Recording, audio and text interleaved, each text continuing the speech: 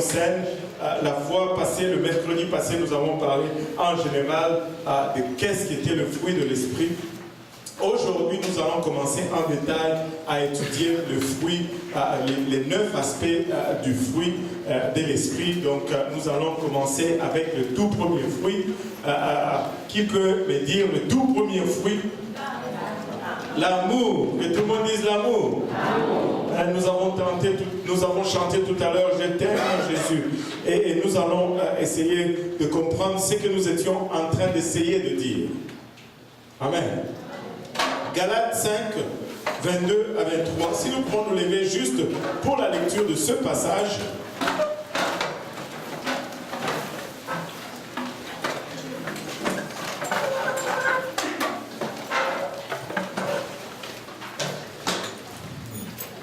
Est-ce que quelqu'un peut le lire? Mais le fruit de l'esprit, c'est l'amour, la joie, la paix, la patience, la bonté, la bénignité, la fidélité, la douceur, la tempérance. La loi n'est pas contre ces choses. La loi n'est pas contre ces choses. Éternel, nous te prions encore une fois alors que nous lançons pour sonder ces choses. Prions encore, Papa, que tu nous aides à les appréhender. Étant des hommes naturels ou charnels, Père, nous réalisons que ces choses sont spirituelles et nous sommes charnels. Et de nous-mêmes, par notre nature, nous ne pouvons pas les comprendre ni les saisir. Aide-nous maintenant, nous te prions. Pas chacun de nous, Seigneur Jésus-Christ, afin que nous puissions trouver une place dans nos cœurs où ces choses vont germer, produire de fruits et que ce fruit nous conduise jusque dans la vie éternelle. Et nous avons ainsi prié dans le nom précieux de Jésus. Nous disons tous au nom de Jésus. Alléluia. Et vous pouvez vous asseoir. Maintenant, aujourd'hui, nous allons continuer dans ce que nous avions commencé, cette série sur ce passage de la Bible qui très souvent est lu mais pas étudié et je pourrais dire négligé un peu. Nous sommes ici pour parler aujourd'hui de la vie réelle. Nous allons parler de vraies choses aujourd'hui. Amen. C'est comme cet homme qui, son pasteur, après avoir parlé de ce caractère de la chrétienté, il a envoyé un courriel à son pasteur. Il lisait ce qu'il a écrit à son pasteur. Il dit, « Man, pourquoi devais-tu prêcher sur perdre la tempérance, sur toutes ces affaires de la vie chrétienne? Rien n'a marché cette semaine. Et j'ai cherché tout le long quelqu'un à blâmer. Je me suis arrêté de justesse avant d'étrangler un agent d'un service de messagerie par téléphone le mardi. Et maintenant, je me prends avec les mécaniciens au sujet du travail qu'ils ont fait sur mon camion. Je ne voulais pas m'inscrire au cours intense de la vie sur la chrétienté, moi. Je suis venu juste à l'église. Et toi, tu as enseigné toutes ces choses. Maintenant, j'ai un projet à la maison. Je devais changer les robinets du baignoire et réparer le contour du baignoire. Je ne sais pas si je devais le commencer ou pas, parce que tout semble aller de travers. Je pense que je devrais demander à ma femme et à mes enfants d'aller visiter sa mère pendant que je vais essayer de faire ceci. Et je vais m'acheter un poster sur lequel, quand je serai stressé, je vais aller donner un coup de tête. Vous savez, des fois, quand tu commences à adresser certaines choses, on dirait que tu as donné un coup de pied dans le nid d'abeille. Quand on commence à enseigner sur la patience, il y a beaucoup d'événements qui viennent pour nous montrer que les mesures de patience nous avons. Certaines personnes sont mal à l'aise lorsque un pasteur se préoccupe ou commence à parler sur le sujet des relations. Mais c'est là où notre christianisme est vécu. Là où nous faisons la différence comme chrétiens, c'est dans nos relations. Amen. Nous vivons comme chrétiens dans nos relations et avec Dieu, dans nos relations, et avec nos familles, et avec nos amis, et avec toute autre personne.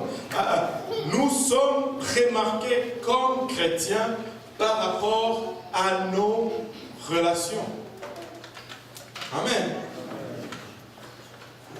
Je ne suis pas, ma chrétienté n'est pas reconnue sur base de ce que je crois. Ma chrétienté n'est pas reconnue sur base de ce que j'ai expérimenté. Mais ma chrétienté va être remarquée ou reconnue uniquement par les fruits observables de la vie. Est-ce que quand les gens nous observent, peuvent-ils dire vraiment que nous sommes chrétiens? Ils ne peuvent pas voir notre croyance, mais ils peuvent voir comment nous nous comportons, sans que nous ouvrons notre bouche. Amen. Notre sujet pour aujourd'hui, c'est l'amour. Et je vais vous donner un point de vue. Un pasteur aidait un jeune couple à planifier leur mariage. Et ils avaient examiné ensemble, l'homme et la fille se sont assis.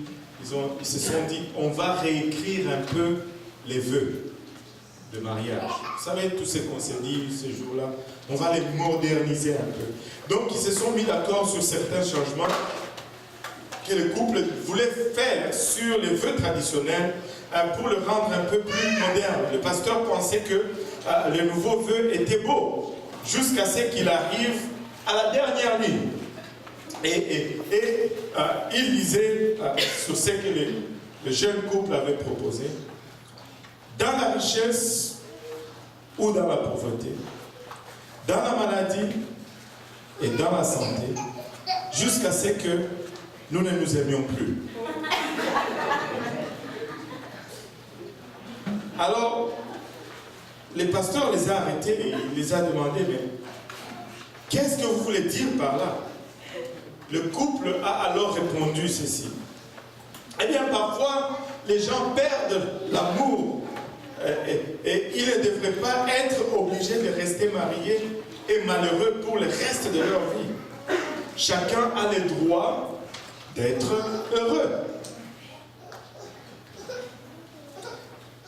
Le pasteur était d'abord surpris, choqué. Et par la suite, il s'est rendu compte que la société moderne avait subtilement eu le temps d'influencer leur raisonnement. Pour le meilleur et pour le pire, jusqu'à ce que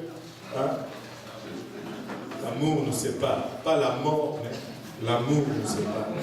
Jusqu'à ce que nous ne nous aimions plus. Voici un autre point de vue sur l'amour. Ça, c'est un premier point de vue.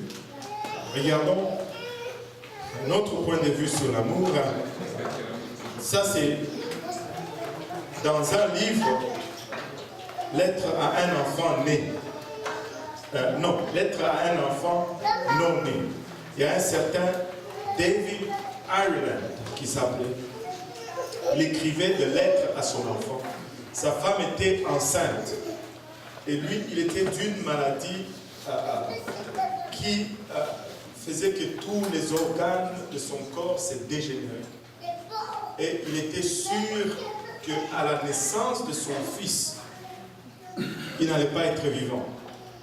Alors, il écrivait des lettres à son fils qui n'était pas encore né. Et une des lettres dit ceci.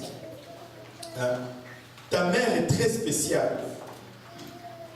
Peu d'hommes savent ce que c'est que recevoir l'appréciation pour avoir amené leur femme au dîner.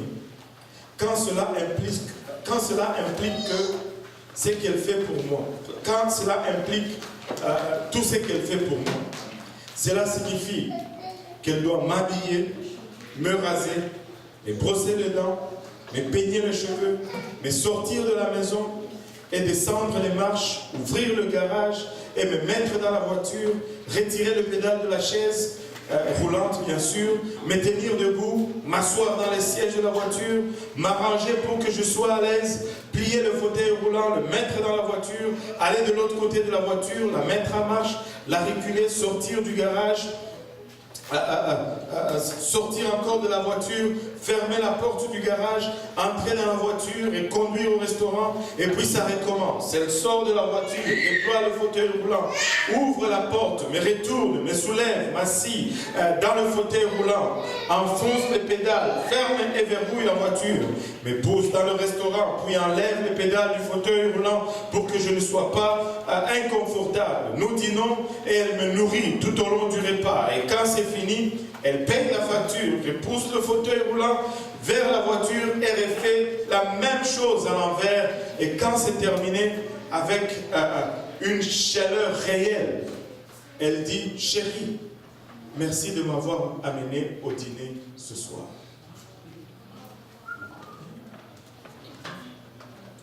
Elle dit, je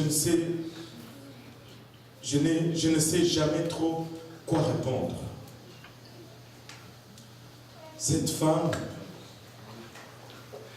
qui s'appelait Joyce, nous a fourni un exemple réel d'amour. Un exemple extraordinaire d'amour. La Bible nous dit dans 1 Jean 5, plutôt 1 Jean 4, 16, que Dieu est amour. Il n'est donc pas surprenant que le premier aspect du fruit qu'il veut grandir dans nos vies soit l'amour. Parce que lui-même, il est amour. Donc, le tout premier aspect qu'il veut voir, c'est l'amour. Parce que le but, c'est d'être le reflet de son image. Amen. L'amour est au sommet de la liste des aspects du fruit. Parce que l'amour, c'est la fondation pour le reste de tous les aspects du fruit que Dieu veut grandir. En effet, il y a plusieurs érudits de la langue qui ont traduit le grec. Et quand il traduit Galates 5, 22, il dit ceci, mais le fruit de l'esprit est l'amour. Et ils mettent 2 points. Et puis il continue avec les autres aspects, comme si l'amour était l'aspect qui influençait tous les autres aspects du fruit. Et c'est vrai, l'amour influence tous les autres aspects du fruit. 1 Corinthiens 13 est le chapitre de l'amour. Qui connaît 1 Corinthiens 13? Nous citons très souvent cela quand ça nous convient. Et en passant, avant de commencer à regarder ceci, le but de cette leçon, ce n'est pas de regarder dans la vie de l'autre. Le but de cette leçon, c'est de regarder dans sa propre vie. Amen. Alléluia. Parce que quand on commence à regarder avec ceci dans la vie de quelqu'un d'autre, on fausse tout et on expose un peu notre motivation. Regardez attentivement les 7 premiers versets. Est-ce qu'on peut me donner 1 Corinthiens 13 1 Corinthiens 13 à partir du premier verset. Quand je parlerai les langues des hommes et des anges, si je n'ai pas la charité ou l'amour, vraiment le mot charité là c'est l'amour, je suis un airain qui résonne ou une cymbale qui retentit. Tu as beau parler en langue, s'il n'y a pas d'amour en toi, tu es juste en train de faire du bruit, autrement dit. Le deuxième verset, et quand j'aurai le don de prophétie, la science de tous les mystères et toute la connaissance, quand j'aurai même toute la foi jusqu'à transporter des montagnes, si je n'ai pas la charité, je ne suis rien. Regardez. Maintenant, et quand je distribuerai tous mes biens pour la nourriture des pauvres, Quand je livrerai même mon corps pour être brûlé, si je n'ai pas la charité, cela ne me sert de rien. En d'autres termes, il est en train de dire que si je fais toute chose pour une autre motivation que c'est l'amour de l'autre, c'est vide. Il y a des gens qui vont faire juste pour être reconnus. Au fait, ils vont être charitables pour eux-mêmes. Ils vont servir pour être vus. Ils vont faire pour être reconnus. Il dit, il n'y a pas d'amour là-dedans et c'est vide. Zéro. Nada. Sifuru. Niente. Zero. Nix. Dans toutes les langues. C'est rien. Et nous, regardons maintenant le 4e verset, il dit la charité est patiente. Que tout le monde dise, elle est patiente. Elle est pleine de bonté. La charité n'est point envieuse. La charité ne se vante point. Elle ne s'enfle point d'orgueil. Elle ne fait rien de malhonnête. Elle ne cherche point son intérêt. Elle ne s'irrite point. Elle ne soupçonne point le mal. Elle ne se réjouit point de l'injustice, mais elle se réjouit de la vérité. Donne-moi le verset 7. Elle excuse tout, elle croit tout, elle espère tout, elle supporte tout. Et ça, c'est l'amour. Maintenant, si tu fais attention aux mots et que tu vas étudier le mot, tu vas voir que dans tout ce qu'on a énuméré ici, ce sont les 9 aspects du fruit, pas dans le même ordre et pas dans le même mot, mais en désordre. Regardez, Galates 5, 22 nous dit l'amour. Et 1 Corinthiens 13 nous dit, elle ne recherche point son intérêt. L'amour doit être totalement démuni d'intérêt personnel. Tu n'aimes pas quelqu'un pour toi-même. Tu n'aimes pas quelqu'un pour ce qu'il va te donner. Tu aimes quelqu'un pour ce que tu vas lui donner. Et ça, c'est une mauvaise conception que nous devons corriger quand vient le temps de l'amour. Amen. La joie, la charité, elle ne se réjouit point de l'injustice, mais elle se réjouit de la vérité. Et on va voir dans chaque aspect du fruit. Tout est listé dans 1 Corinthiens 13, 1 à 7, sans n'oubliez un seul. La paix, elle ne s'irrite point. La patience, la charité est patiente, elle supporte tout. La bonté, l'amour est plein de bonté, il excuse tout, il supporte tout. La bénignité, elle ne fait rien de malhonnête. Et la stabilité à ne pas faire le mal. L'amour est fidèle. Et il dit... la fidélité est un des fruits, est un des aspects du fruit. Mais 1 Corinthiens nous dit, l'amour croit tout, elle espère tout. L'amour, elle est douce, la douceur ou la gentillesse. Elle ne soupçonne point le mal. La tempérance, la charité n'est point envieuse, la charité ne se vante point, elle ne s'enfle point d'orgueil. Et ce sont les 9 fruits de l'esprit, pas dans le même ordre. Avec d'autres mots, mais ce sont les 9 fruits de l'esprit. C'est ce qu'est l'amour. Si nous parlons d'amour, il est logique de le définir, pas selon les hommes, mais à partir de la Bible. De toute façon, la définition biblique, c'est vraiment la seule définition qui compte. Les hommes ont leur définition, mais Dieu nous donne la définition. Il y a 2 fausses idées en ce qui concerne vraiment l'amour. 2 mauvaises conceptions dans le monde en ce qui concerne l'amour. Et on va définir l'amour, on va y arriver. Le mot, dans notre culture plutôt, l'amour est très mal défini. Très souvent, on entend parler d'amour dans des chansons qui durent 4-5 minutes. On les entend à la radio, sur nos téléphones et toutes ces choses. Je ne vais pas essayer de chanter. On va laisser ça tranquille. Nous entendons des chansons d'amour et ça nous donne une idée.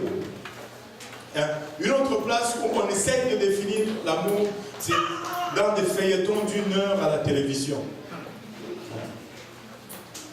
Et là, les gens cherchent dans ces choses ou regardent dans ces choses pour leur référence de l'amour. Ou dans des films de 2 heures au cinéma. On essaye de cadrer ou de définir l'amour. Ou dans des romans de 300 pages dans nos bibliothèques. En fait, nous utilisons tellement le mot amour que nous avons détruit son sens. Il y a je vais vous donner un exemple. Est-ce qu'il y a quelqu'un qui a des chiens ici? Chien. Un chien. Personne n'a? Personne n'a des chiens à la maison? Ouais. Ok, je vais prendre Ludovic, il est juste là. Il avait des chiens à la maison chez lui. C'est au Cameroun. Bon, mettons qu'il était marié. Amen. On va dire, s'il a des chiens, c'est parce que il aime les chiens. Amen. Et s'il s'est marié, c'est parce que il aime sa femme. Vous commencez à rire déjà. On va dire que Ludovic aime sa femme et il aime ses chiens.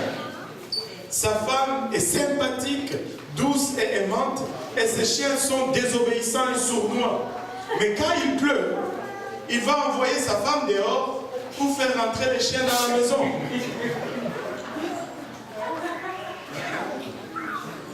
Vous savez, nous disons que j'aime. Mais nous utilisons ces mots un peu partout. Et des fois, ça peut prêter à confusion. Regardez ceci.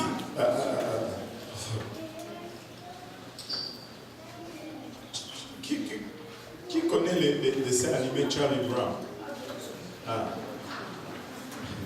Charlie Brown a dit ceci: l'amour, c'est un petit chien chaleureux. Ça, c'est Charlie Brown. Quelqu'un d'autre a dit que l'amour est un chiot, ou un petit chien qui ne durera pas tout le jour de la vie d'un chien. C'est-à-dire, ça commence bien, et puis après, c'est des coups de pied et toutes ces choses. Bon. Comment utilisez-vous le même mot amour pour votre femme, le chien, la voiture, le baseball, la pizza et toutes ces choses?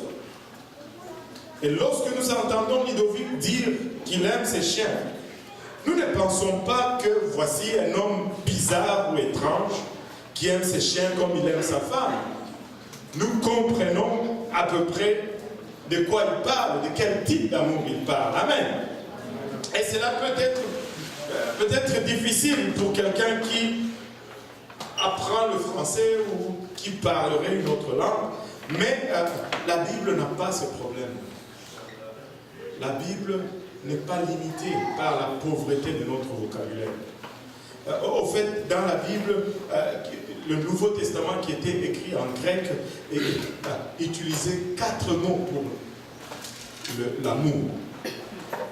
Eros, storge, philia et agape. Tous les 4 mots sont traduits par amour en français. Eros, amour. Philia, amour. Agape, amour. Storge, amour. Maintenant, c'est quoi agape? Agape, c'est l'amour désintéressé. C'est l'amour divin universel, inconditionnel, et tu ne peux agaper de toi-même. C'est Dieu qui produit agape dans le cœur. Storge, on va d'abord donner les définitions rapides, et puis on va garder agape pour la fin. Eros, on va commencer par Eros. Eros, c'est l'amour sexuel ou sensuel, d'où on a le mot érotique. Amen. Storge, c'est l'amour familial ou amical. Non, juste familial ou amour qu'on trouve entre frères et sœurs. Philia, c'est l'amour amical, de compagnie. J'aime bien le frère Luc, c'est Philia. Maintenant, agape, c'est l'amour de Dieu. Regardons Eros. Le Nouveau Testament n'utilise pas le mot Eros. D'où nous avons le mot érotique. Il n'y en a pas. Il n'y en a pas. Cependant, la Bible enseigne que l'amour sexuel est une bénédiction de la part de Dieu. Tant qu'il est exprimé dans le cadre du mariage. Eros a sa place dans notre vie, mais il faut y avoir une licence pour exercer Eros. Et la licence est toujours individuelle. Une femme, un homme, pour le meilleur et pour le pire, jusqu'à ce que la mort, M-O-R-T, nous sépare, non l'amour, comme les autres ont dit. Amen.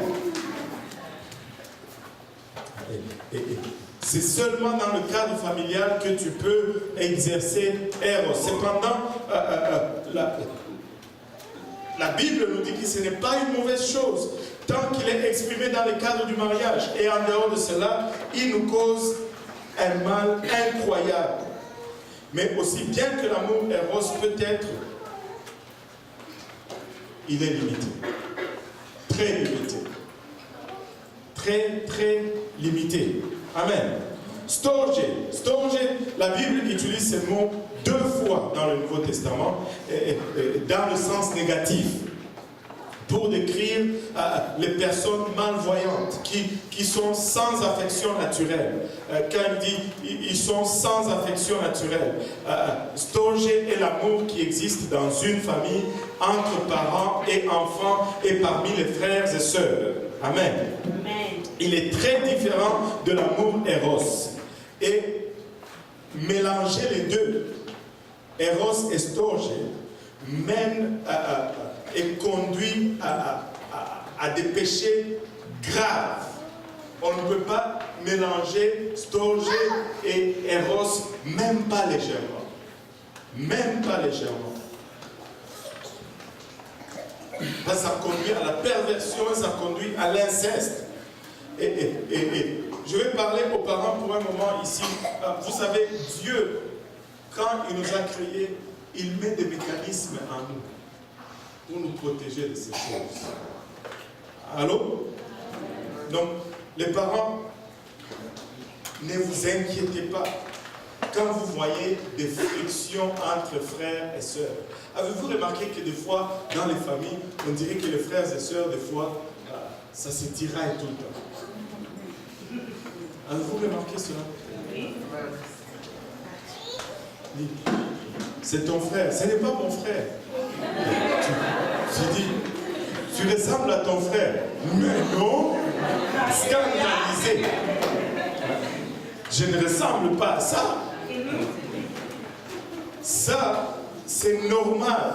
Et il faut que cette tension existe entre les frères et sœurs. C'est la manière naturelle de Dieu d'assurer que la ligne ne soit jamais traversée entre Storge et Eros.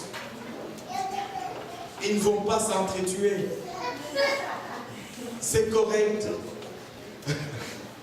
C'est juste un mécanisme normal que Dieu place dans la famille. Et vous voyez, quand ils grandissent et ils maturent, toutes ces choses s'estompent. Mais quand ils sont petits et inconscients, ben, Dieu les aide avec, pour départager ces deux formes ou expressions d'amour. N'est-ce pas merveilleux? N'est-ce pas merveilleux? Mais non, Storge, bien qu'il est fort, vous voyez, quand ils grandissent maintenant, hey, mon frère, c'est mon frère. Ils vont dire souvent ceci, le sang est plus lourd que l'eau. Le sang est plus épais que l'eau. Qu'est-ce qu'ils disent? Le sang est plus épais que l'eau, ou quelque chose comme ça. Blood is thicker than water. Parce que Storge est fort. Storge est plus fort que Eros. Mais il est aussi limité. Parce que tu peux voir des frères et sœurs s'entretuer. J'ai lu l'histoire hier ou avant-hier d'un garçon qui a tiré sur sa mère. Elle a tiré parce qu'elle ne voulait pas qu'il joue avec quelque chose ou fasse quelque chose. C'est grave, c'est grave. Regarde, on va parler de Philia. Philia, nous dérivons les termes de Philia, nous dérivons les termes philanthropie de ces mots grecs. Il désigne un amour amical. Le Nouveau Testament les traduit plusieurs fois comme amour fraternel. C'est le genre d'amour qui se développe entre nous et ceux avec lesquels nous avons une affinité naturelle. Donc, nous n'avons aucun conflit de personnalité. Tu vois, il y a des relations qui se développent parce que nous aimons tous la même chose. Il y a des relations entre nous parce que nous aimons tous manger, par exemple. Ça nous unit tous.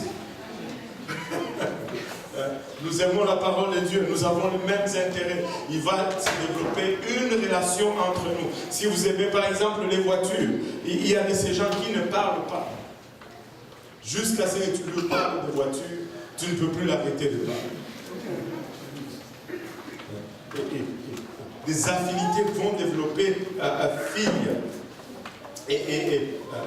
parfois, cela se produit dans des moments de stress exceptionnels. Si vous avez vécu le même défi, moi je me rappelle quand je suis atterri ici comme réfugié politique, je suis arrivé à l'aéroport Mirabel et on n'était même pas sur le même avion, mais on s'est retrouvé là avec un grand monsieur, il s'appelait Ludovic, il venait aussi du Congo. Enfin, après avoir passé, je ne sais pas par où, mais on était à l'aéroport dans les salles d'attente, on a attendu des heures et des heures et des heures. On nous a questionné ceci et cela. Et quand ils nous ont relâchés, finalement, il était minuit, 1h du matin. On était à Mirabel de l'autre côté. J'appelle mon oncle, il vient nous chercher. Et je lui dis, il y a ces messieurs qui étaient... Ce moment de stress a créé un lien parmi nous. J'ai commencé à travailler dans une manufacture. Et on cherchait quelqu'un, je l'ai appelé, hé Ludovic, est-ce que tu veux travailler? Il est venu, on a commencé à travailler, maintenant on a perdu contact. Mais un moment de stress, un problème vécu ensemble, un moment difficile, nous crée aussi des liens d'attachement et on va appeler cela philia. Vous savez, on va parler de cela tout à l'heure. La semaine, c'est cette semaine, ou c'est la semaine passée, on a dû célébrer le 16e anniversaire du 11 septembre, le jour où les avions sont rentrés dans la tour aux États-Unis, dans les 2 tours aux États-Unis. Vous savez, après cela, tous ces gens qui se combattaient entre eux, ils sont devenus unis. Tous ceux qui luttaient les uns les autres face à cette catastrophe, ils se sont unis. Ils ont mis leurs différences de côté pour maintenant s'unir à cause d'une catastrophe. Philia peut être générée par des épreuves. Maintenant, parfois cela se produit dans des circonstances qui nous mettent au même endroit, en même temps. Les coïncidences, vous allez chercher un emploi, vous vous trouvez ensemble, vous êtes invités ensemble dans une fête de mariage, vous vous retrouvez ensemble et vous créez une amitié. Mais à long terme, Philia est aussi également limitée. Aujourd'hui, Ludovic, je ne sais plus où il est. Philia n'est plus là. Et c'est le problème avec la plupart des relations. Ils sont construits sur l'amour limité, que ce soit Eros, Storge ou Philia. Donc, lorsque le corps de votre conjoint vieillit, dans le cas de Eros, l'amour Eros s'efface. Si tu n'es attiré à la personne que par le physique, laisse-moi te donner un scoop. Ça change. On vieillit. Ce visage qui était doux et lisse devient rigueux et beaucoup de plis. Ce ventre qui avait 6 pattes, on fait 6 en 1 maintenant. Un seul pack. Avec les 6 à l'intérieur. Cette jeune fille qui était belle, mais après 3 enfants, son ventre ne va pas laisser rester plat. Et là, si tu t'étais mis dans cette affaire pour Eros seulement, tu vas voir le pasteur. Et tu lui dis, je ne sais pas à quoi je me suis attaqué. Je vais sortir d'ici. Il te dit, mais attends, ces jours-là, tu as dit, pour le meilleur et pour la pire, jusqu'à ce que la mort nous sépare. Et tu dis, mais, donc il n'y a que la mort pour sortir d'ici. Le pasteur dit, oui, oui, il n'y a que la mort. Oh, ange de la mort, viens maintenant. Ça, c'est pasteur Henry. Anyway, on ne peut pas bâtir sur Eros seulement. Quand il y a des sérieux conflits entre les adolescents dans votre maison, l'amour Storge s'effondre. N'est pas assez. Tu vas voir des sœurs qui se tirent dans les cheveux.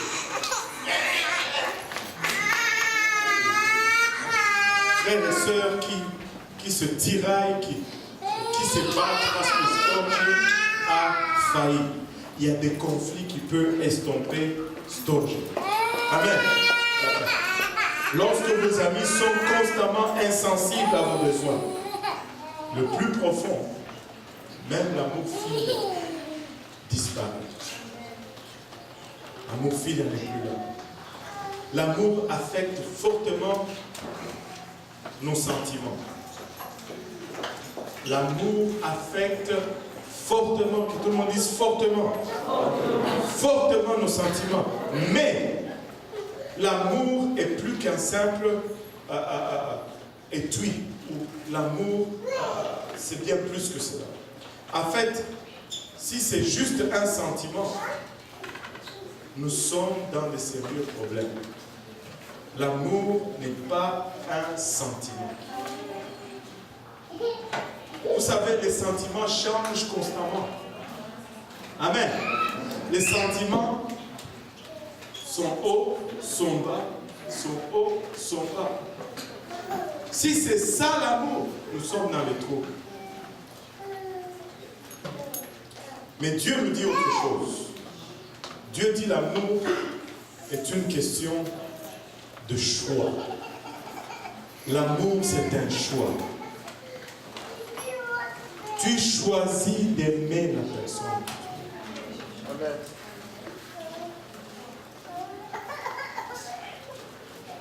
C'est un choix.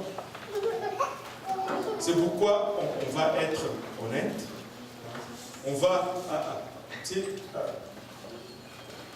l'affaire de... C'est la volonté de Dieu. N'utilise pas ça comme excuse. Ni pour embobiner quelqu'un à te marier, ni pour te dégager d'un engagement que tu as fait. Parce qu'il y a beaucoup de choses dans lesquelles Dieu nous fait voir sa volonté, mais tu ne t'en préoccupes même pas. Mais quand ça devient ton intérêt, là, wow, soudainement la volonté de Dieu devient ta priorité suprême. Et qu'en est-il de la volonté de Dieu dans tes dîmes et tes offrandes?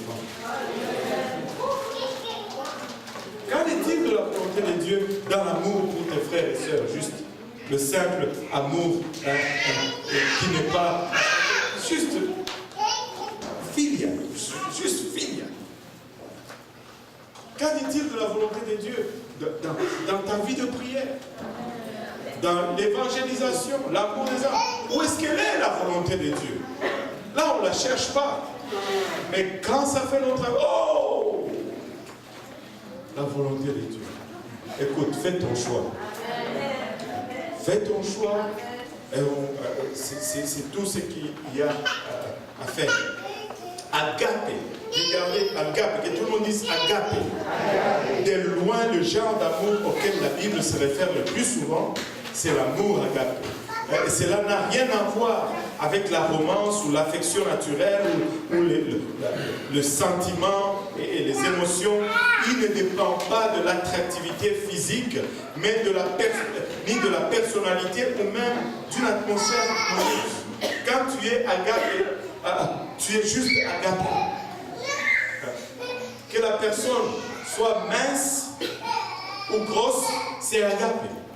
Que la personne peut avoir tous les défauts, c'est agapé. Et tout simplement, amen. Parce que tu as fait un choix. L'amour agapé est une décision qui s'engage dans le bien-être d'un autre.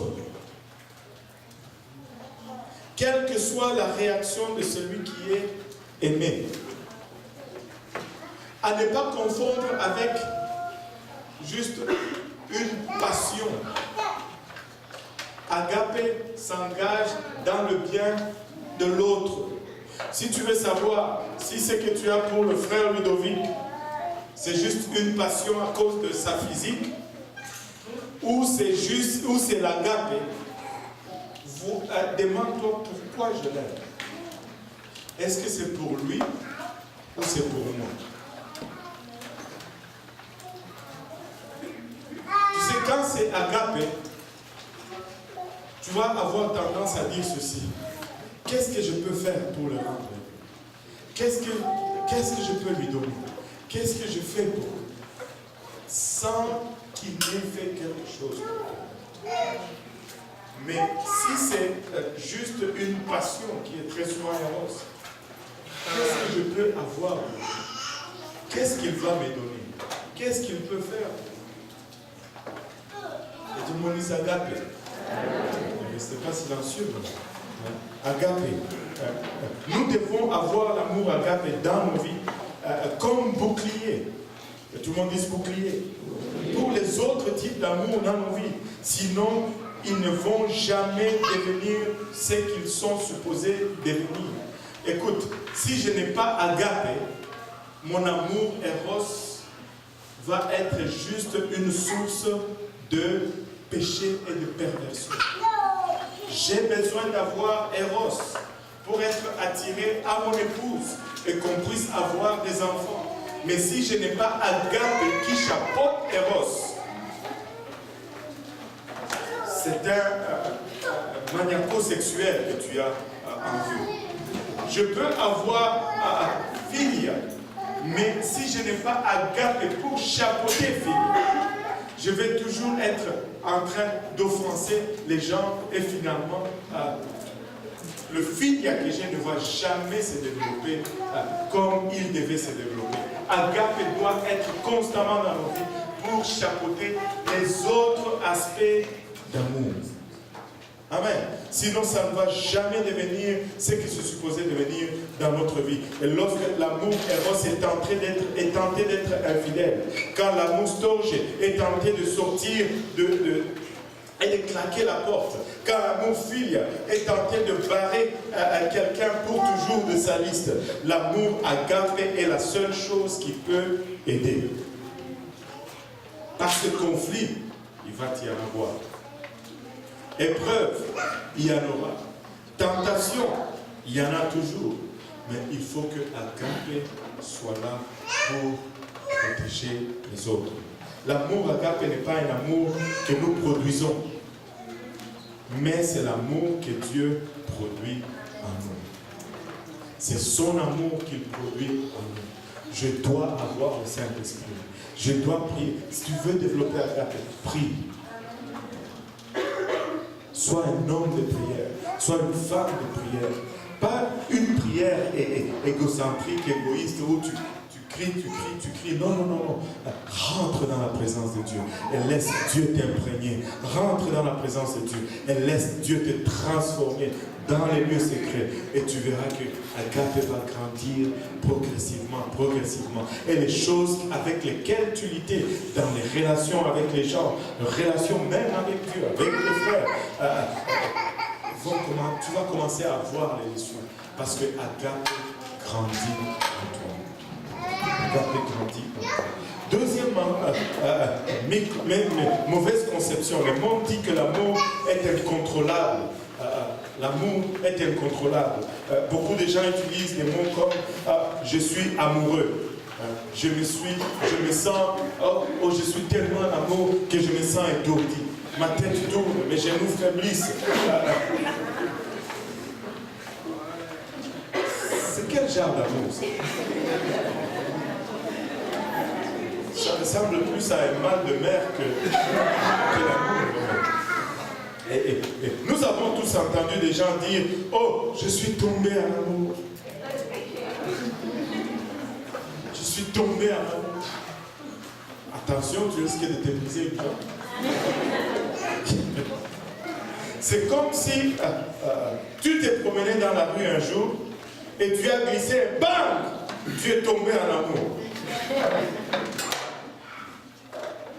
Tu ne pouvais pas faire autrement. Ça, je ne sais pas. Tu ne pouvais pas faire autrement. Et lorsque tu dis « je suis tombé en amour », ce que tu es en train de dire vraiment, c'est que ce n'est pas de ta faute. C'est arrivé juste comme ça.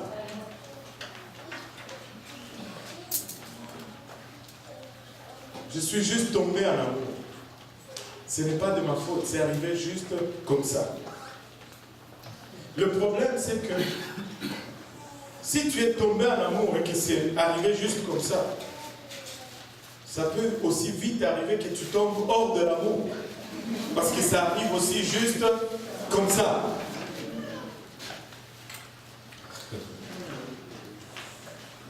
Et ça ne sera pas de ta faute non plus quand tu tombes hors de l'amour. Parce que c'est arrivé juste comme ça. Tu t'es promené, un jour, ploum, tu as glissé, tu es tombé en amour. Et l'autre jour, tu allais ailleurs, et puis tu as glissé, poum, tu es tombé hors de l'amour. L'amour n'est plus là. Waouh. Mais non, mais Dieu dit que l'amour est une question de conduite. On va regarder cela. Jean, qui connaissent Jean ici? Je ne parle pas de mon oncle, je parle de l'apôtre. L'apôtre Jean a été celui qui a survécu à tous les autres apôtres. Il a été le dernier apôtre à mourir, bien qu'on ne sait pas vraiment comment il est mort. Moi, je ne sais pas. Apparemment, il est mort d'une mort naturelle et tous les autres apôtres étaient déjà morts. Et donc, il a eu une perspective incroyable sur l'Église du Nouveau Testament. Il a vu, il était là pour les premières 70 années de l'histoire de l'Église.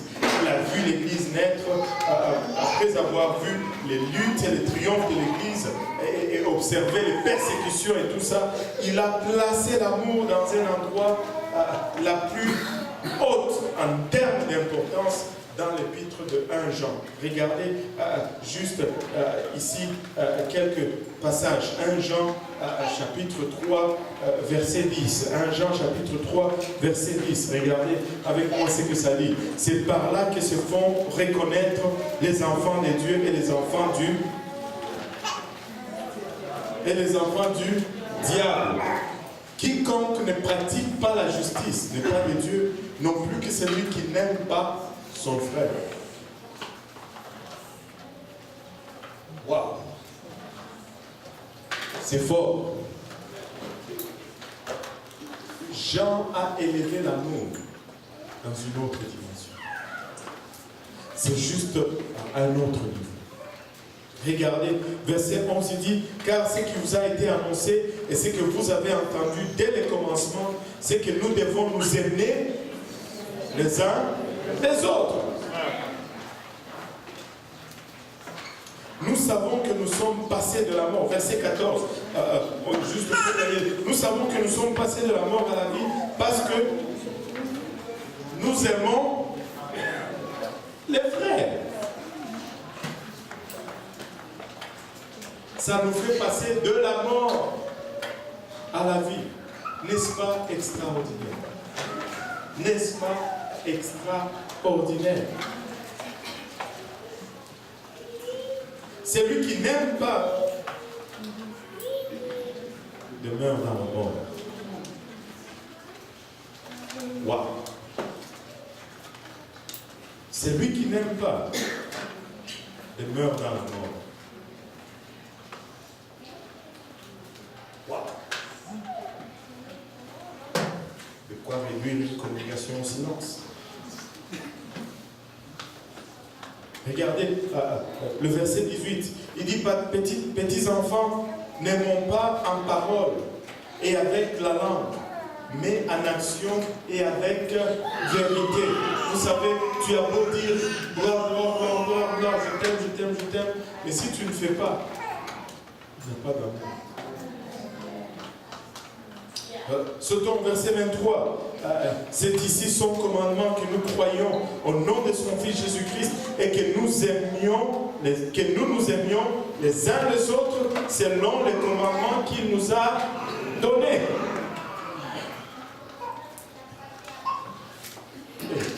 Si tu veux aller au ciel, il faut que tu m'aimes. Et moi, si je veux aller au ciel, il faut que je t'aime. Il n'y a pas d'autre issue. Tu ne veux pas demeurer dans la mort. Amen.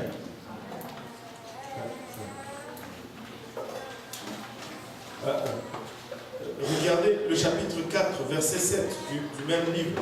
1 Jean 4, 7. Il nous dit, bien-aimés, aimons-nous les uns les autres car l'amour est de Dieu. Et quiconque aime est né de Dieu et connaît Dieu. Waouh! Waouh, waouh, waouh, waouh, waouh.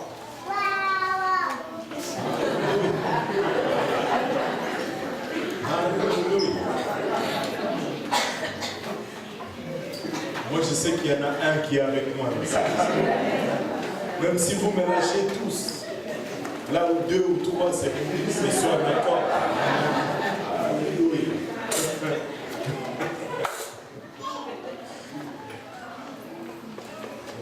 Bien-aimés, aimons-nous les uns les autres car l'amour est Dieu. Et quiconque aime est né de Dieu et connaît Dieu. Écoute, si tu n'es pas né de nouveau, si tu n'aimes pas, c'est que tu n'es pas né de nouveau. Il va y avoir des réconciliations aujourd'hui.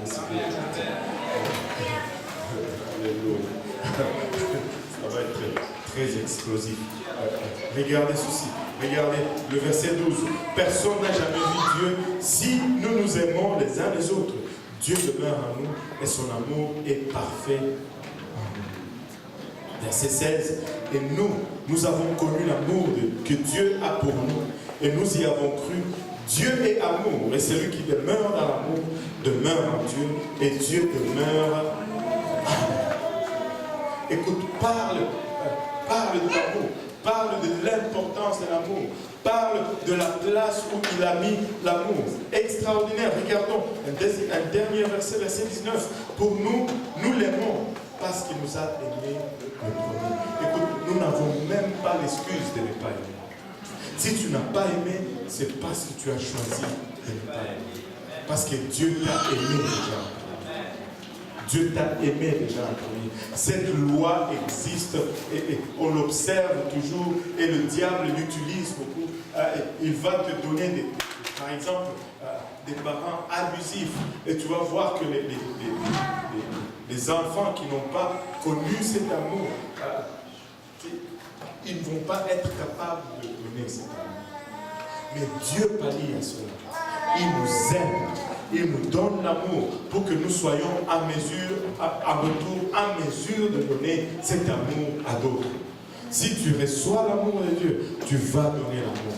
Mais si tu refuses de recevoir l'amour de Dieu, c'est là où tu as difficulté à donner l'amour de Dieu.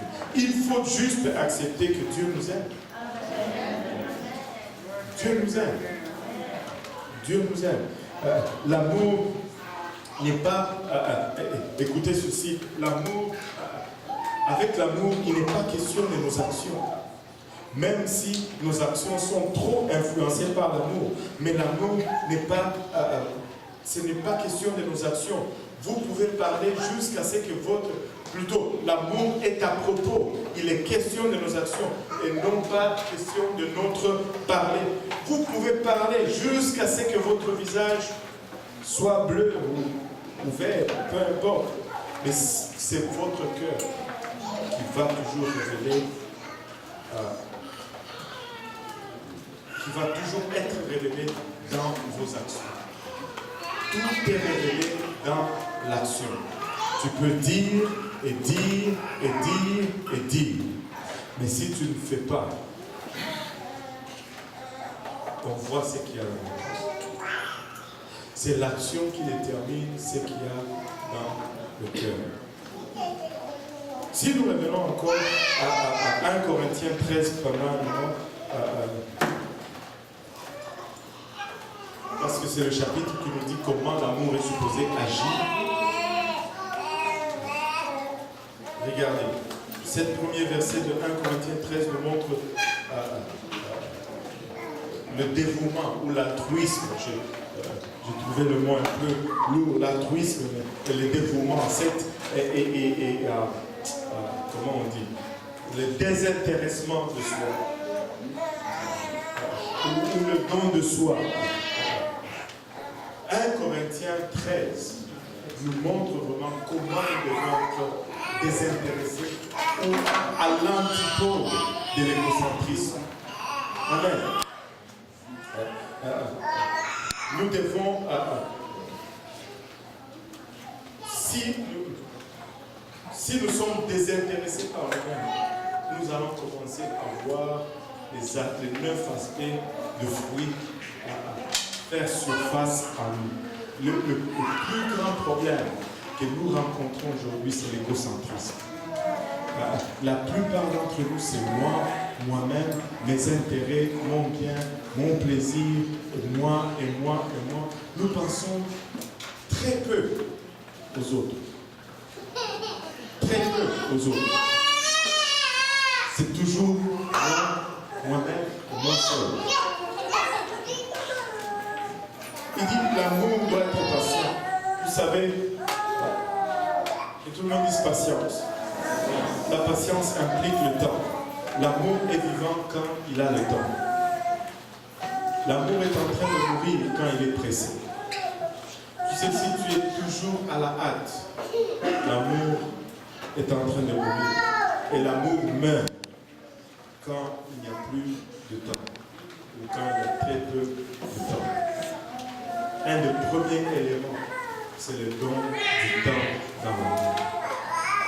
Quelqu'un qui te donne du temps, c'est parce qu'il t'aime. Parce que s'il n'y a plus de temps, l'amour mort.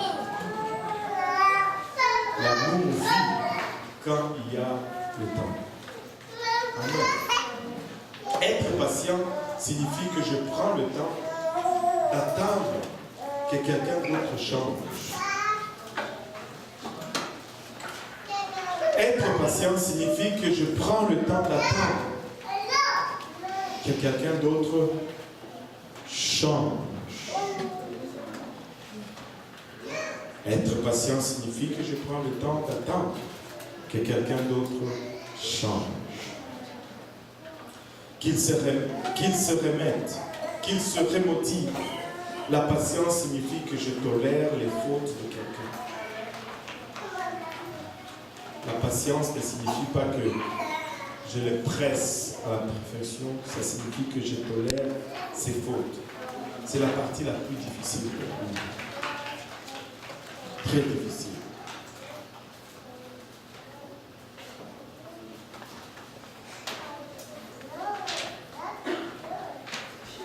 L'amour est plein de bonté. L'amour est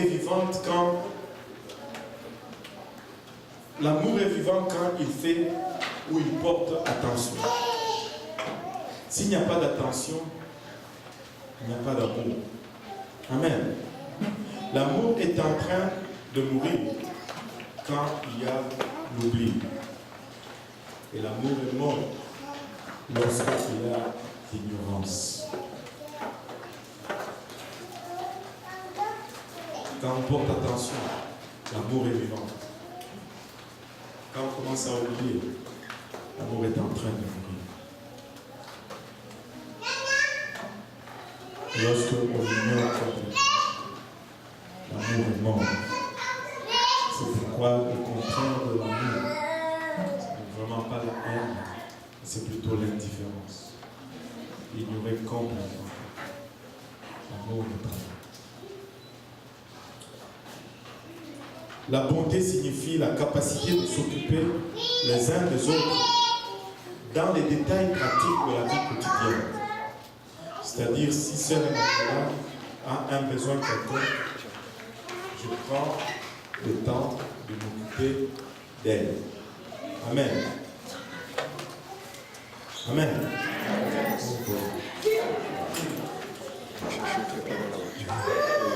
Donc, la bonté, on peut même dire la gentillesse, c'est savoir comment transformer, vous savez, ces grands vœux que vous avez fait lors d'une cérémonie de mariage. On va transformer ces grands vœux à faire des petites tâches, en des petites tâches qu'on fait les uns pour les autres. Dans la bonté, je veux dire, dans la santé, dans la maladie, dans la richesse et dans la pauvreté, jusqu'à ce que la mort nous sépare. Je le déclare solennellement. Moi, mais tu ne peux même pas aider à faire la vaisselle.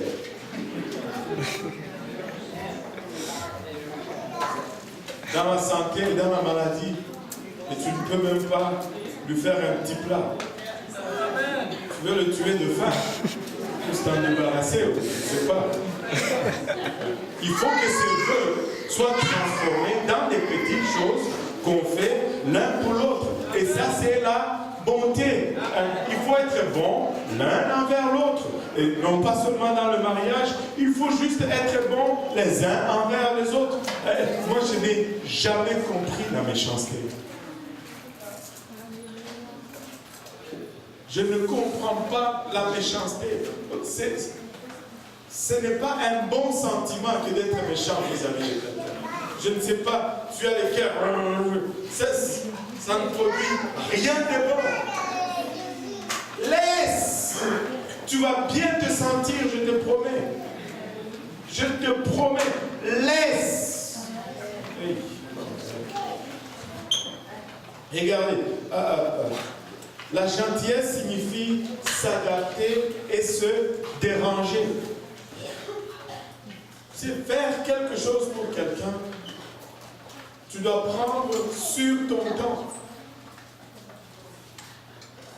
Tu dois prendre sur ton temps pour faire quelque chose pour quelqu'un d'autre.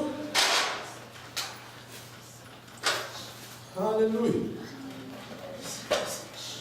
Maintenant, écoutez cette carte des vœux. Tu vois chez Jean Coutu ou chez Pharmaprix, tu cherches une carte de... comment on dit ça? Tu sais, tu n'es pas inspiré pour écrire à ta femme ou à ton mari.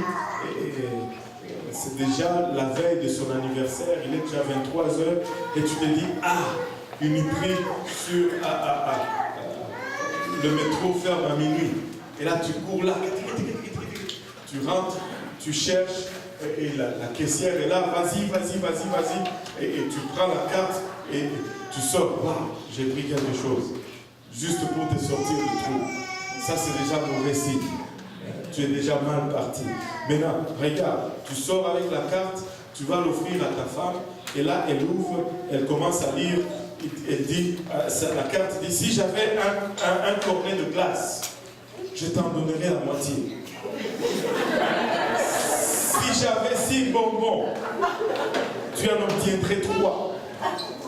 Si j'avais 2 pommes, une des pommes sera la tienne. Et si je gagnais à la loterie, je t'enverrai une carte postale de Hawaï.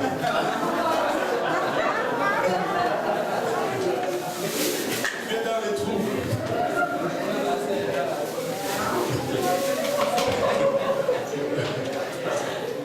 Tu es dans les troubles.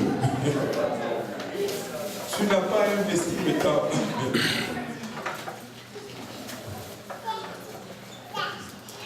L'une des vérités fondamentales de la vie est que la plupart des gens ont à découvrir est que les êtres humains ne changent pas leur action en changeant d'abord leurs sentiments. Quand tu fais cela, la décision que tu prends est mauvaise et va conduire à une catastrophe. Les êtres humains ne changent pas leur action en changeant leurs sentiments. C'est plutôt le contraire. On change ce qu'on fait pour commencer à sentir ce qu'on veut.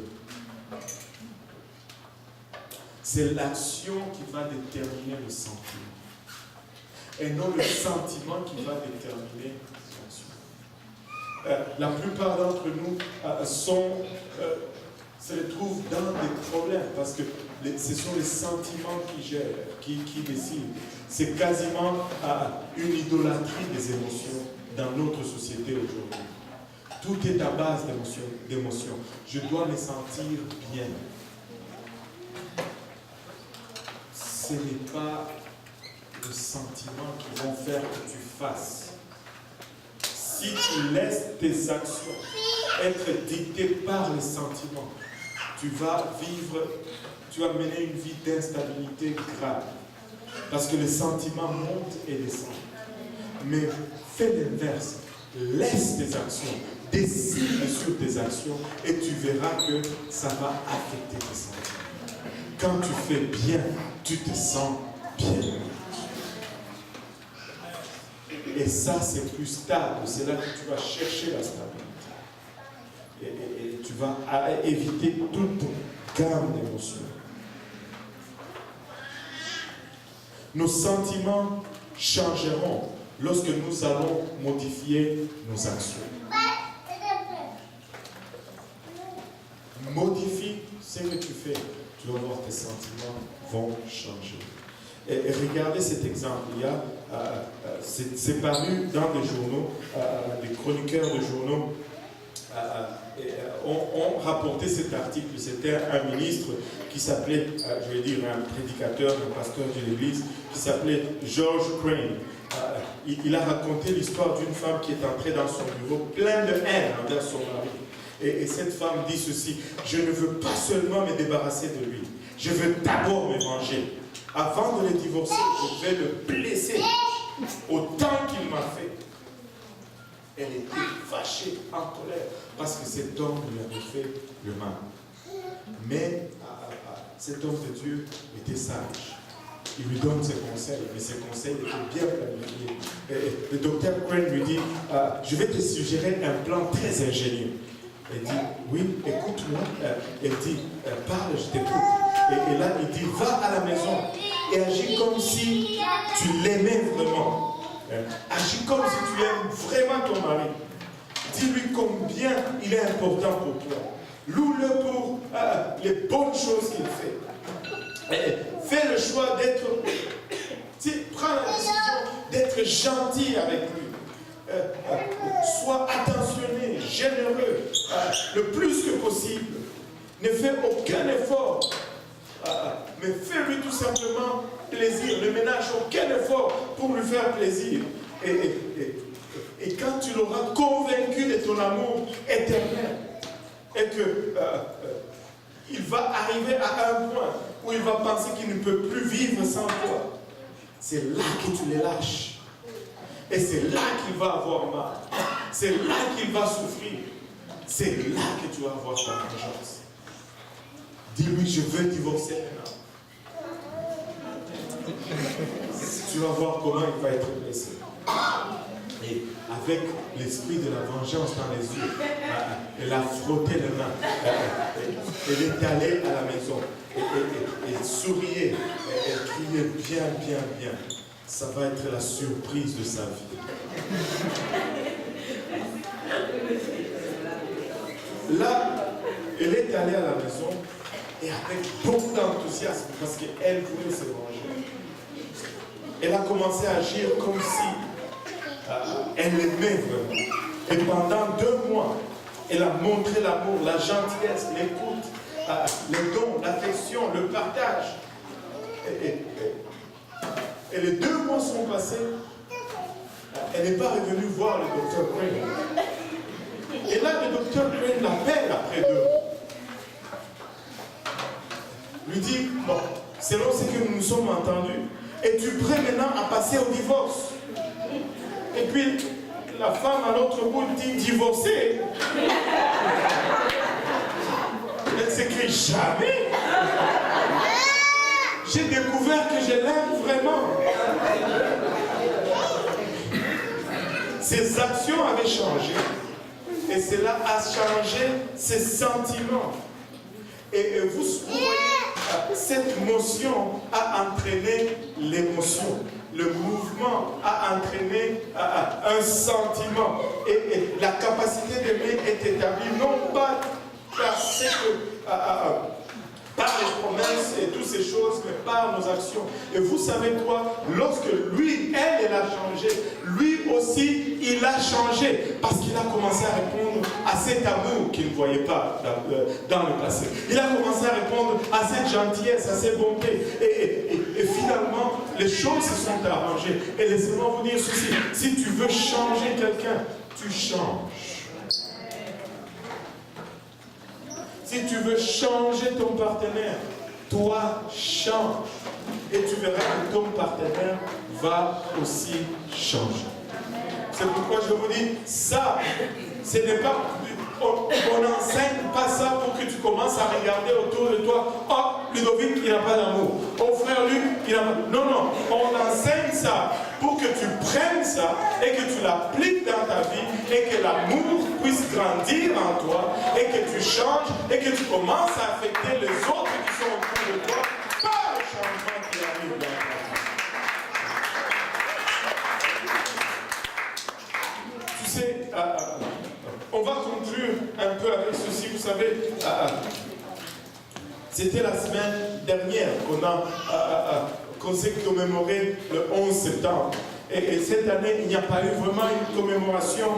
Il n'y a pas eu beaucoup de bruit parce qu'il y avait Irma et Harvey dans le sud.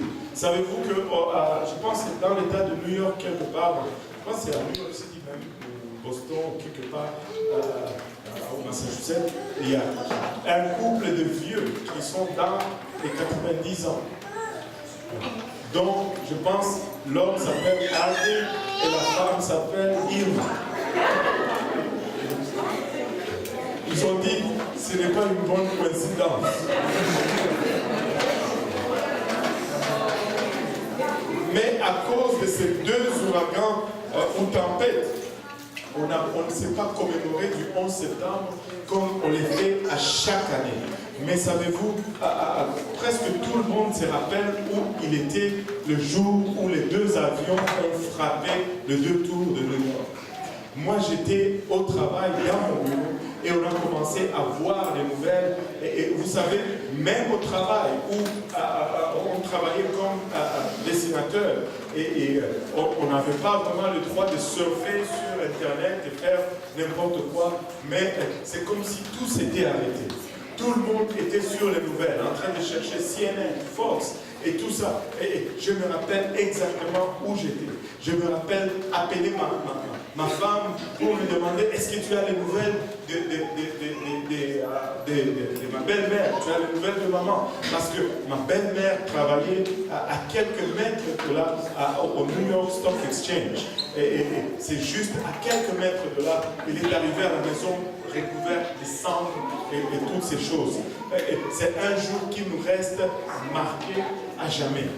Le 11 septembre a transformé notre vie jusqu'à aujourd'hui. Ça a bouleversé notre façon de voyager. Mais ça a créé quelque chose aux États-Unis. Ce monde n'a jamais plus été pareil.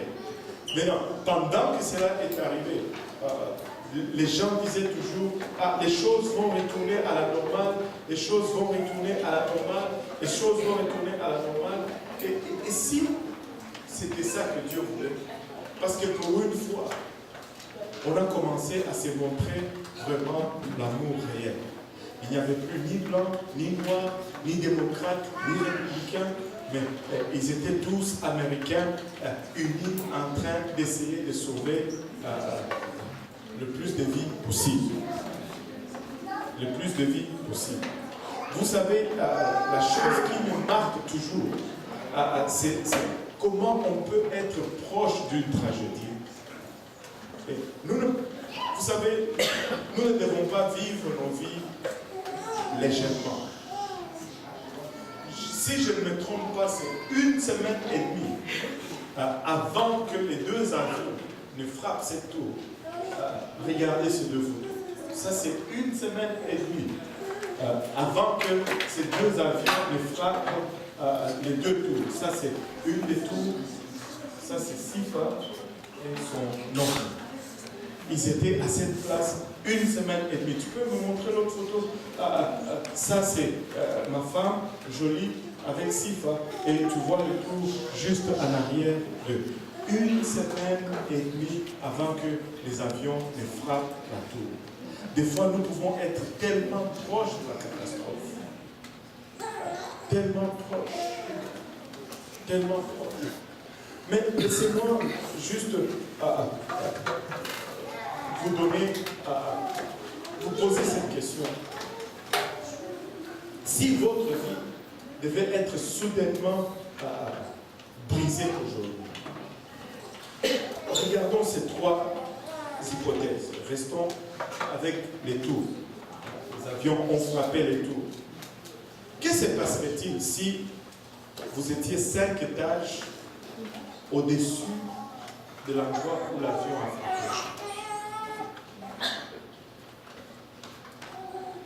Vous voyez les flammes et c'est vrai que vous aviez à peine 5 minutes à vivre et que vous avez un téléphone portable. Qui est-ce que vous allez appeler pour régler le conflit que vous avez entre vous?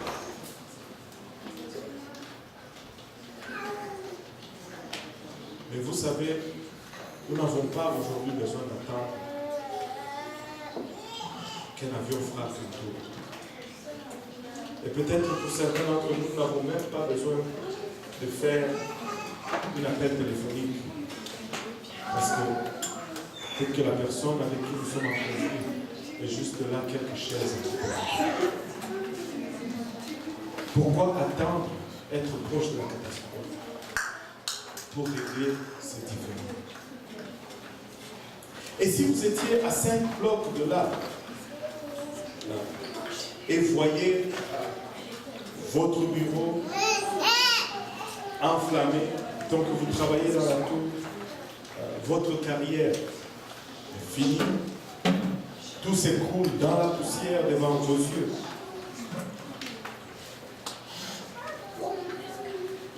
Êtes-vous en train de sacrifier votre famille, votre mariage et vos relations avec Dieu pour ceux qui peuvent disparaître comme ça dans un instant? Parce que des fois, c'est notre travail qui nous préoccupe. Au point où nous oublions notre famille, nous oublions nos relations avec Dieu, nous oublions nos relations les uns avec les autres. Mais tout cela peut se relativiser comme ça, en un instant. Et si vous étiez 5 étages en dessous de l'endroit où l'avion a frappé, et les tombes de décombres vont descendre en un instant pour vous écrasez, vous brûlez. Aujourd'hui, vous allez vous retrouver dans l'éternité. Seriez-vous sauvés ou seriez-vous perdus? Dieu nous aime tous et Dieu t'aime. Mais il arrive un moment où tu dois laisser Dieu entrer. Il arrive un moment où tu dois juste céder ton cœur et ta vie à Dieu. Ce n'est pas assez que de venir à l'église. Mais il faut que l'église vienne en toi. Ce n'est pas assez que juste d'être aux périphéries de l'église. Mais il faut devenir l'église. Il faut devenir l'église.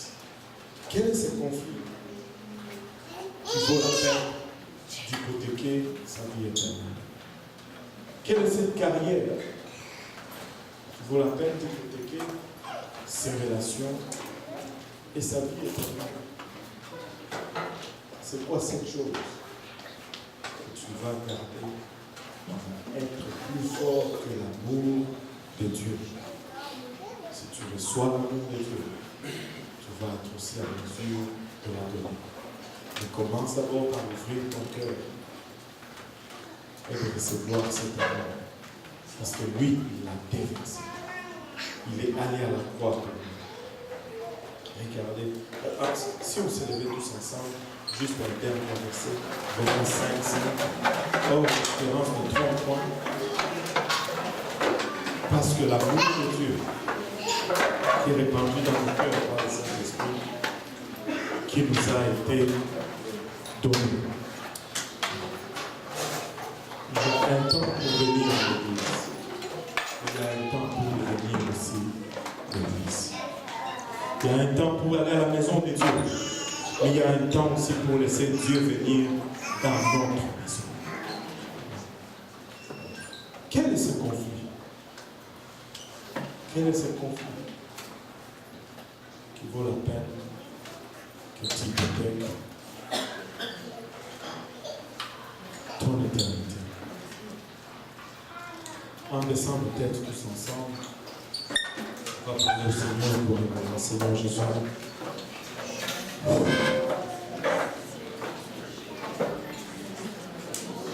Papa, nous te rendons grâce pour ton amour.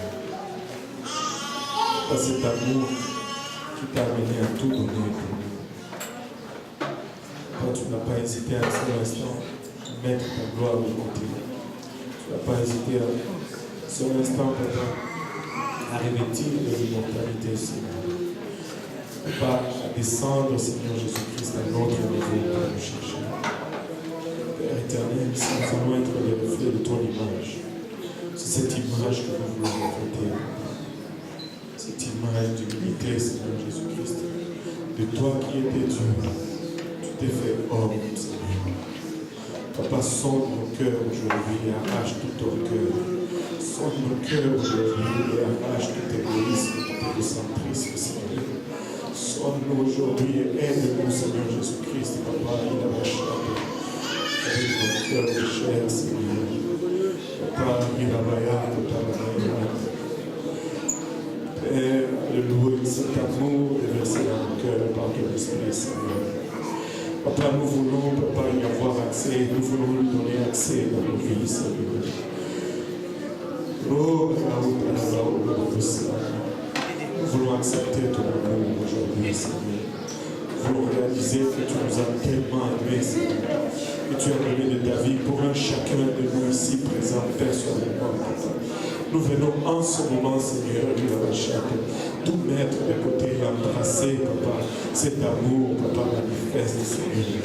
Papa, aide-nous à pardonner comme tu nous as pardonné, Papa. Aide-nous à aimer comme tu as aimé, Seigneur, afin que ce fruit puisse être développé dans nos vies.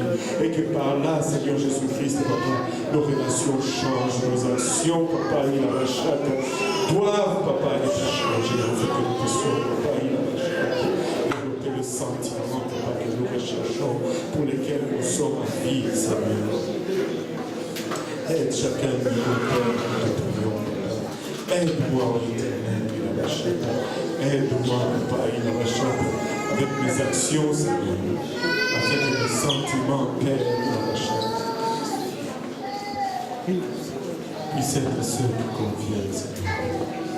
Aide-nous tous ensemble, Seigneur. Encore une fois, Seigneur, nous allons pardonner, afin que tu puisses nous pardonner, Seigneur. Nous allons pardonner, Papa, ceux qui nous ont offensés, afin que tu puisses nous pardonner nos offenses. Oh la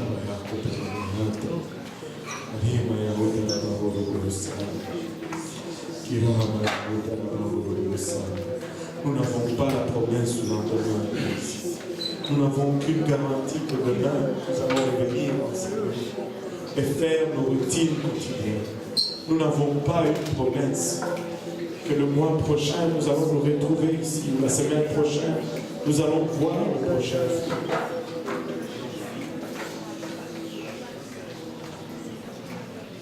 Ce n'est pas juste de venir à l'église. Ce n'est pas juste de prier pour quelqu'un reçoit le Saint-Esprit. Alors que quelqu'un d'autre qui est rempli du Saint-Esprit est source de colère, de mauvais sentiments dans le cœur. Seigneur, aide-nous aujourd'hui. Humblement, nous venons devant toi, Seigneur. Aide-moi. Aide-moi, Seigneur. Parce que je désire arriver. Je désire passer l'éternité avec toi, Seigneur. La seule chose qui compte, c'est que je passe l'éternité auprès de mon Sauveur, auprès de celui qui s'est donné pour moi. Au nom de Jésus, au nom de Jésus, pouvons-nous commencer à le remercier pour son amour.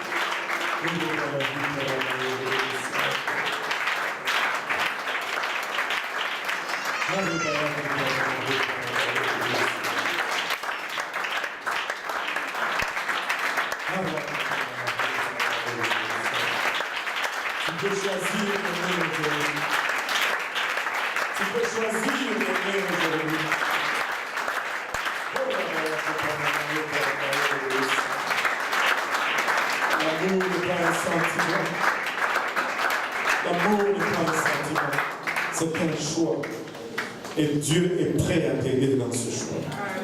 Dieu est prêt à t'aider dans ce choix. Certains d'entre nous, nous gardons des rancunes pour des gens qui nous ont offensés. Ça fait des années.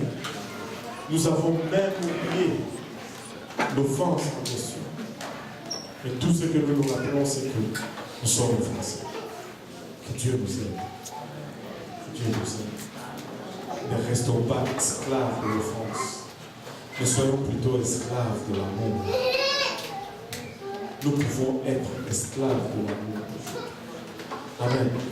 Si tu as quelque chose avec un frère, avec une sœur, c'est règle ça.